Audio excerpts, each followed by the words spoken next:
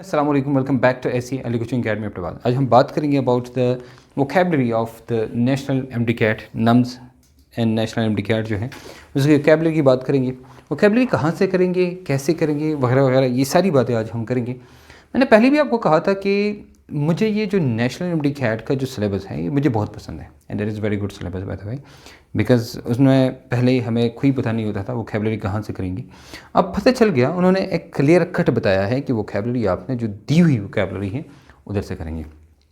पता है आज हम खौफ व हरास की बात करेंगे, आज हम नफ़रतों की बात करेंगे, आज हम उन चीज़ों की बात करेंगे जो आप सुन के आपका दिल जो है वो ऐसे लरसता है। आज हम ऐसी चीज़ों की बात करेंगे जो आपके लिए अनएक्सेप्टेबल होती है, और आज हम ऐसी चीज़ों की बात करेंगे कि जो आपको डराती है, ये जो आपके लिए बहुत मुश्किल है। आप ये सोच रहे हैं कि मैं ऐसी बातें क्यों कर रहा हूँ। ऐसी बातें मैं इसलिए कर रहा हूँ क्योंकि आज हम पहले लफ्ज़ की बात करेंगे जिसका जो है अपॉलिंग। क्या है अपॉलिंग? अपॉलिंग का मतलब होता है shocking, very bad, extremely bad और डिफ़िकल्ट। देखो, शॉकिंग इसको कहते हैं ना। फॉर एग्जांपल, आपको पता है कि हमने नेशनल एमडीकैट का टेस्ट देना है, एकदम एक न्यूज़ आती है और आपको कहते हैं भाई 10 दिन रहते हैं and you have to take the ETEA not the national MDCAT. आओ, दैट इज़ शॉकिंग। वो क्या है? ये शॉकिंग है। कोई चीज़ है, कोई क्राइम हो गया, क्राइम कोई मर गया, एक्सीडेंट हो गया, किसी की स्मेल जो है वो इतनी ख़राब है कि आप ऐसे कर नहीं सकते। एक खूबसूरत स्मेल होती है ना, ऐसे अरे खुदी, आप नहीं सूंघ सकते। उसको कहते हैं व्हाट? उसको कहते हैं अनएक्सेप्टेबल, अनप्लेजेंट जिसे कहते हैं। एक लफ्ज़ है जो कि कॉमन लफ्ज़ है जिसको कहते हैं अनप्लेजेंट। ठीक है। डिफ़िकल्ट, कोई चीज़ बहुत मुश्किल है तो भी मतलब आप डिस्कस्टिंग लफ्ज़ समझते हैं क्योंकि that is very common, right. आप जो मतलब वेरी गुड भी समझते हैं, खूबसूरत चीज़ भी समझते हैं, एक्सेप्टेबल भी समझते हैं। तो हम इन दो बातों की बात करेंगे। अब फॉलोइंग जो लफ्ज़ है वो कहते हैं किसको? भाई वो चीज़ जो कि बहुत ही बैड हो, बहुत ही ख़राब हो, एक्सट्रीमली बैड हो, एक हद तक, बहुत हद तक बैड, ख़राब हो और बहुत ही मुश्किल हो, तो उसकी बात करेंगे। फॉलोइंग क्या समझ आई बात? ओके। अब हम शुरू करते हैं भाई इसकी सिनोनिम एंड एंटोनिम की। याद रखना, हमें वोकैबुलरी में दो चीज़ें चाहिए जो कि इंपॉर्टेंट है। एक को कहते हैं सिनोनिम, एक को कहते हैं एंटोनिम। कुछ लोग इसको सेनोनिम, सेंटोनिम भी कहते हैं। पहले भी मैंने एक वीडियो में बताया था कि, लेकिन आपने जो कहना है सही लफ्ज़ सिनोनिम एंड एंटोनिम। इसकी सही pronunciation that is appalling, appalling, appalling, appalling. समझ आ रही बात? ये इसकी सही प्रोनाउंसिएशन है। अच्छा, अब सबसे पहले जो आते हैं हम, वो क्या है? Horrific, horrific, horrifying. आता हूँ मैं, और भी बहुत सारे अल्फाज हैं उनकी तरफ आता हूँ। और आप ऐसे करीब है ना, मैंने करीब है ना, बहुत दूर है, ये करीब करेंगे वो सही है। ओके, हॉरिफाइंग, ठीक है। हॉरिफिक एक लफ्ज़ है जो आपने शायद सुना होगा, उसको कहते हैं हॉरेंडेंस, ठीक है। बल्कि इसकी मैं बाद में बात करता हूँ, पहले हम हॉरिफाइंग की बात करते हैं। भाई हमारे पास जो लफ्ज़ है हॉरिफिक है, हॉरिफाइंग है, और हॉरर तो आप जानते हैं ना, हॉरर, हॉरर से निकला हुआ है हॉरिबल। हॉरर जानते हैं ना, हॉरर, हाँ हॉरर तो आप जानते हैं ना। हॉरर आप इसलिए जानते हैं क्योंकि हॉरर मूवीज़ है ना, हॉरर, हॉरर, हॉरर मूवीज़ जो है, हमारे पास हॉरर मूवीज़ भी होती हैं, इसलिए हॉरिफिक आप जानते हैं, हॉरिफाइंग आप जानते हैं, हॉरिबल आप जानते हैं, ठीक है। हॉरिबल, हॉरर, हॉरर सब में हा हा हा हा हा आता है। तो असल में इस तरह हॉरेंड ये सारे अल्फाज क्या हैं? ये हैं। अच्छा, हम तीनों की बात करते हैं जनाब। ये क्या है? ये जब भी हा वाला आता है तो समझो कि ये क्या है? अपॉलिंग है, ये अनप्लेजेंट है, जो कि एक्सेप्टेबल नहीं होता। ये वो चीज़ें होती है जो अनएक्सेप्टेबल होती है। क्या होती हैं? एक्सेप्टेबल नहीं होती। तो जब एक्सेप्टेबल नहीं होती, इसका मतलब ये है कि हम उनको नहीं एक्सेप्ट कर सकते, उसको हम अनप्लेजेंट भी कहते हैं। Unpleasant, unacceptable. या फॉर एग्जांपल आपका ना हॉरर मूवी आप सब समझते हैं। हॉरर मूवी, ये मैं इसके लिए बार बार बात करूँ क्योंकि हमारे लिए बड़ी कॉमन चीज़ है कि हॉरर मूवी उसे कहते हैं जो जिसमें कोई मौत की बात हो, तकलीफ की बात हो, दर्द की बात हो, कोई खोने वाली बात हो, यकदम कोई चीज़ आ जाती है उसकी बात हो, उसको कहते हैं हॉरर मूवी। M right? जहाँ मौत की बात हो ना। तो ये जो अल्फाज हैं, ये जो आप देख रहे हैं यहाँ तक, ये जो हैं, इसको ये क्या है, ये असल में इसके लिए इस्तेमाल होते हैं। तो कहीं एक्सीडेंट हो जाए, कोई मर जाए, समझा रही बात, यकदम कोई चीज़ हो जाए जो बुरी बात है, बुरा काम हो जाए, एक लफ्ज़ है जो इन तीनों के लिए इस्तेमाल होता है और वो है टेरेबल। टेरेबल आप समझते हैं, टेरेबल। एक्सीडेंट के लिए भी हम टेरेबल इस्तेमाल कर सकते हैं क्योंकि वो अनप्लेजेंट है।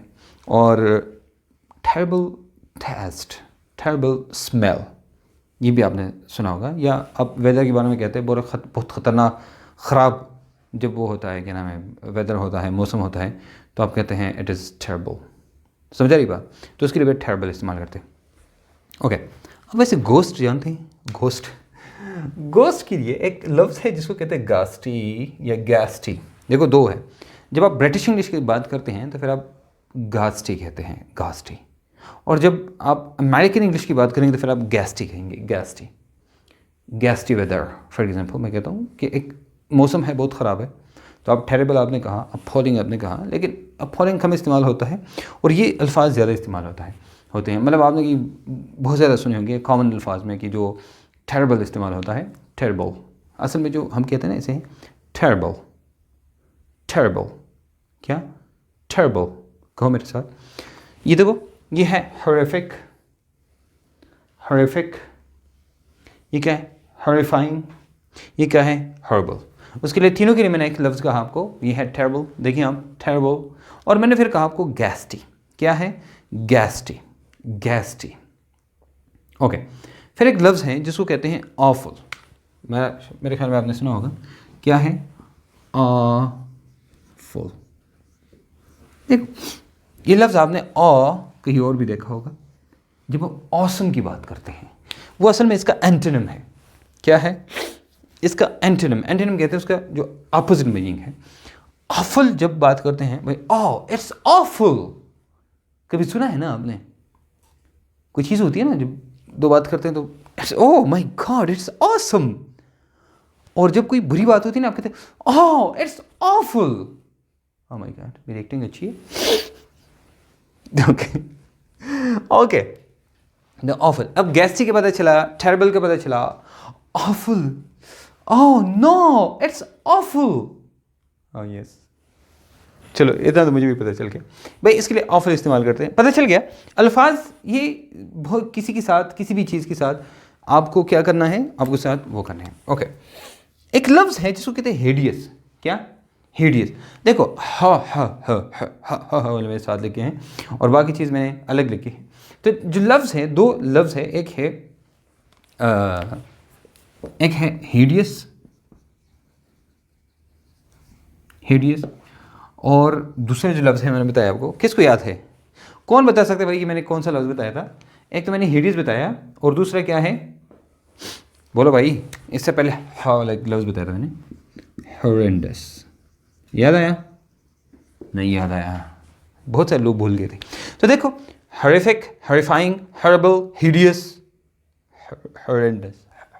इतना तो आपको याद होगा। ये बार बार मैं इसलिए कह रहा हूँ क्योंकि आपको याद होना चाहिए जनाब कि हॉरेंडस। अब हॉरेंडस है। ओके, अब देखो ऐसी चीज़ जो फ्राइटफुल हो, फ्राइटफुल, फ्राइटफुल, डरावनी, फ्राइटफुल, फ्राइटफुल, फ्राइट, जानते हैं ना, फ्राइटफुल, हॉरेंडस, गैस्टी, terrible. What a terrible weather it is. Okay, ये आपने सुना होगा भाई, ये हम इस्तेमाल करते हैं हॉरेंडस, हिडियस, हॉरिफाइंग, हॉरिफिक। देखो ये मैं बार बार इसलिए कर रहा हूँ कि आपको पता चले, क्योंकि अगर आपने कोई मूवीज़ देखी हैं, ऐसी मूवीज़ जो कि ख़तरनाक हो, डरावनी हो, तो फिर आपको इन चीज़ अल्फाजों का पता होगा। फ्राइट, फियर से फ्राइटफुल निकला हुआ है, आप जानते हैं भाई, वो है कि जब आप फ्राइटफुल की बात करते हैं, फ्राइटफुलनेस की बात करते हैं, तो फिर ये आता है। ठीक है, ओके जनाब, आपको यहाँ का पता चल गया जनाब। हमारे पास क्या आता है, फ्राइटफुल, हरेंडस है, और ये सारे क्या हैं, ये एक दूसरे के, ये सारे एक दूसरे के क्या हैं, ये एक दूसरे के वो है। देखो फिर एक चीज़ आती है, ये तो डराने वाली बात हो गई। अब नफ़रत अंगेज जो जितनी भी बातें हैं, आपको पता है जनाब कि आप नफ़रत को क्या कहते हैं, हैट कहते हैं। मतलब मैं इधर लिखूँ, इधर सही है ईसा, हाँ ओके, हैट, या आप कहते हैं हैटफुलनेस, लफ्ज़ पूरा हो गया।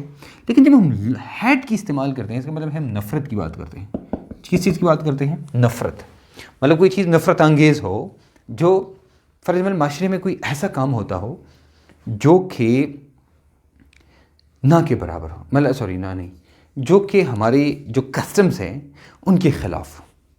चाहे वो कस्टम कोई भी हो सकता है, वो कल्चरल भी हो सकते हैं, चाहे वो रिलीजियस भी हो सकते हैं, जो इनके ख़िलाफ़ हो, तो इसका मतलब है कि वो क्या है, वो हमारे, तो ये नफ़रत अंगेज़ हैं कि भाई जब नफ़रत वाली चीज़ हो तो उसको इस्तेमाल। लेकिन देखो एक लफ्ज़ है लोथ, LOATHE, लोथ और नफ़रत, लोथ एंड हैट एक चीज़ है, और दोनों का मतलब अपॉलिंग ही होता है।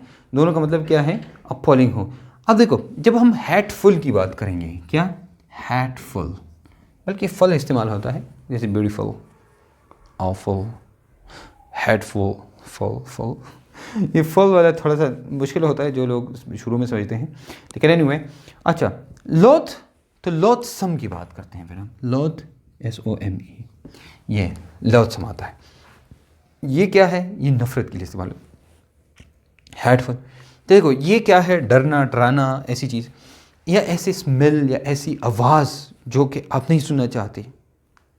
ठीक है ना, आई हैट यू का क्या मतलब है, हैट यू का मतलब मैं ये चीज़ नहीं देखना चाहता, वो चीज़ जो आप नहीं देखना चाहते और आपके सामने आई। एक ऐसी चीज़ जो आप नहीं सुनना चाहते और आप सुनी, उसको आप हैट कहते हैं, या उसको या हैटफुल कहते हैं, या उसको लोथसम कहते हैं। समझा रही बात, ऐसी चीज़ जो आप न सुनना चाहते हैं न देखना चाहते, लेकिन आपके सामने आई, तो उसको कहते हैं आई हैट यू। इसका मतलब क्या है, भाई मैं आपको देखना ही नहीं चाहता, जाओ दफ़ा हो जाओ। आई लव यू, मतलब मैं देखना चाहता हूँ, अपने करीब अपने पास रखना चाहता हूँ। समझ रहे, दोनों का क्या है। ईसा, ईसा बंद हो गया।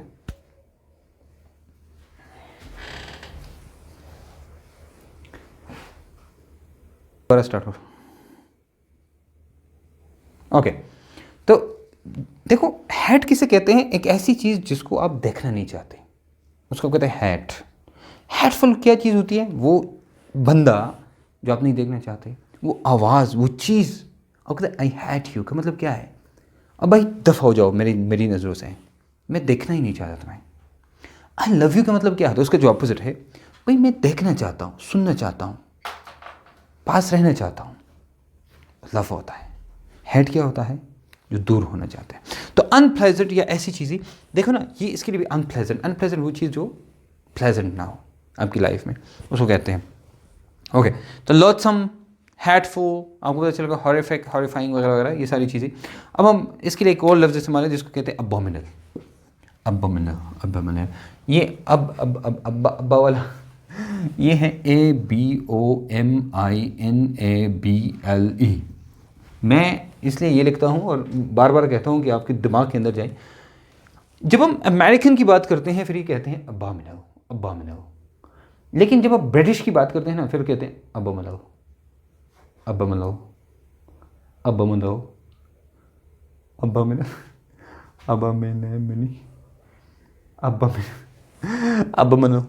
एंड अबोमिनल, ठीक है, दो अल्फाज हैं, अबोमिनल एंड अबोमिनल।